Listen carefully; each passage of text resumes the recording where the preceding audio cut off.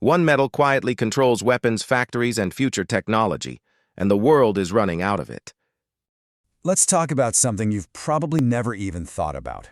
There's this hidden metal that is, and I'm not exaggerating, at the very heart of our modern world. It's powering green energy, it's arming our militaries, it's building our cities. Today, we are going to dig into why the entire world is suddenly scrambling for this one single resource, and what that means for all of us. Okay, so let's start with a little puzzle. What one thing connects the tip of an armor-piercing shell, the guts of a revolutionary new electric car battery, and the way we manufacture solar panels? I know, it sounds kind of impossible, right? But believe it or not, there is a common thread running through all of these absolutely critical technologies. So in the military, it all comes down to two things: density and hardness. This material makes up almost all of modern armor-piercing rounds. We're talking 90 to 98%. Its ability to just punch through hardened steel is, well, it's completely unmatched. That makes it absolutely non-negotiable for national defense. Now, let's jump from the battlefield right over to the Green Revolution. That exact same metal, it's also a key ingredient in the next generation of EV batteries. You know, the solid-state ones that could literally double your car's range. Oh, and it's also essential for making the high-efficiency solar panels that we're all counting on to power our future. And it doesn't stop there, not even close. This material is the literal backbone of all modern manufacturing. Every single year, more than 10 billion cutting tools made from it are used to shape pretty much everything, from airplane parts to the drill bits that find oil and gas miles beneath the Earth's surface. The answer, the hidden link connecting this whole shebang, is tungsten. You might also hear it called wolfram. It's one of the densest, hardest metals on the entire planet. And in 2025, it suddenly became one of the most sought-after commodities in the world. Okay, let's dive into this because this right here is what sent absolute shockwaves through global industry. In just 2 months, the price of tungsten skyrocketed by 53%. This was not a minor blip on the radar. This was a seismic shift. So, the question is, what on earth happened? To really get why this price explosion happened, we have to look at the supply side first. The story really kicks off when the world started to realize that the global tap for this critical metal was suddenly and, deliberately being tightened. It created a perfect storm. Now, to understand the vulnerability here, you have to get that the tungsten market isn't like oil or copper. There aren't dozens of major producers all over the place. Instead, it is overwhelmingly dominated by one single country. For years, China has produced over 80% of the entire world's tungsten. And let's be real. When you control that much of the supply, you control the market. You call the shots. And in 2025, a whole series of moves basically turned off that tap. China brought in super strict export controls, a new one order, one certificate policy. It cut its mining quotas. Then environmental inspections forced a lot of mines to just slash their production. We saw operating rates fall below 35%. And all of this was happening on top of a problem that's been brewing for years. The quality of the ore that's left in the ground, it's been getting worse and worse for 2 decades. It was a coordinated multi-front squeeze. So, picture this. On one side, the supply is getting squeezed tighter than ever before. But on the other side of the equation, something absolutely incredible was happening.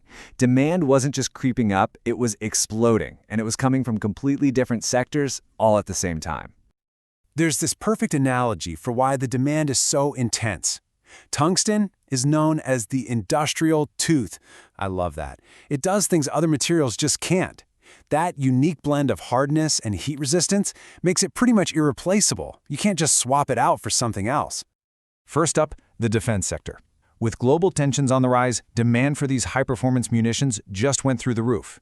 We saw a 42% jump year over year just in China's orders for defense-related tungsten products, and that really reflected a worldwide trend of militaries rearming. Then, and this one is just wild, you have the green energy revolution pouring gasoline on the fire. Demand for a very specific tungsten compound used in those next-gen solid-state batteries surged by an incredible 300% year over year. The shift to clean energy is creating entirely new, and frankly massive, demand streams for this metal. And hey, let's not forget the bedrock of tungsten demand. All these traditional sectors, manufacturing, oil exploration, mining, they didn't just disappear. They still need a huge, steady supply for all those cutting tools and drill bits. So you have this perfect storm, right? A major supply squeeze is crashing right into a 3-front demand boom. So what actually happens when a critical, irreplaceable material suddenly becomes incredibly scarce and expensive? Well, the ripple effects are felt absolutely everywhere, from the factory floor to the oil fields and all the way to the front lines of global conflicts. The real-world consequences were immediate, and they were severe. In manufacturing, a giant like Sandvik had no choice but to hike its tool prices by 22%. In the oil industry, the skyrocketing cost of tungsten drill bits was adding as much as $180,000 to the cost of a single well, which forced some projects to just grind to a halt. And maybe most critically, the U.S. military saw its inventory of armor-piercing bullets fall to a dangerously low 90-day supply. For smaller companies, the situation was somehow even worse. A lot of them were trapped in fixed-price contracts. They were forced to buy tungsten at these new, astronomical prices while having to sell their finished products at the old, lower prices. As one manufacturer put it, they faced this impossible dilemma of losing money on every single order.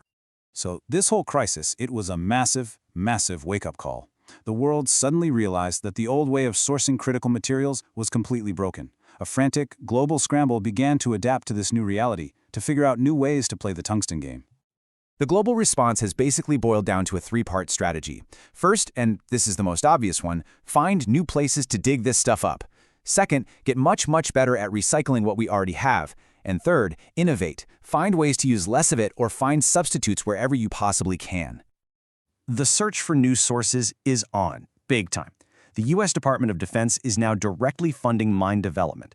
The EU has set this really ambitious goal to get 40% of its supply from outside China by 2030, and we're seeing more and more direct deals between industrial giants and mining companies. But here's the catch. It takes 7 to 10 years to bring a new mine online. This is a long-term fix, not a Band-Aid. So, if new mines are the long game, what about the medium term? Well, that's where recycling comes in, and this is a real game changer. Tungsten is almost perfectly recyclable. Over 95% of it can be recovered from scrap, and the quality is identical to brand new material. This is turning recycling from just a nice-to-have into a core strategy for stabilizing this crazy volatile market. When you zoom out, you realize this whole tungsten scramble is a lesson in something much bigger, a new, vital concept called resource security. This is now seen as the ultimate competitive advantage. It's not just about who can make the best stuff anymore. It's about who can reliably get the raw materials they need to make that stuff in the first place. So the old supply chain model, the whole production in China, consumption everywhere else thing, it's breaking. A new, much more complex and competitive system is taking its place. The critical question for industries and for nations has totally shifted. It's no longer just, how much does it cost? It's, can I even get it? The race is on, and whoever wins the new tungsten game could very well define the next decade of industrial power.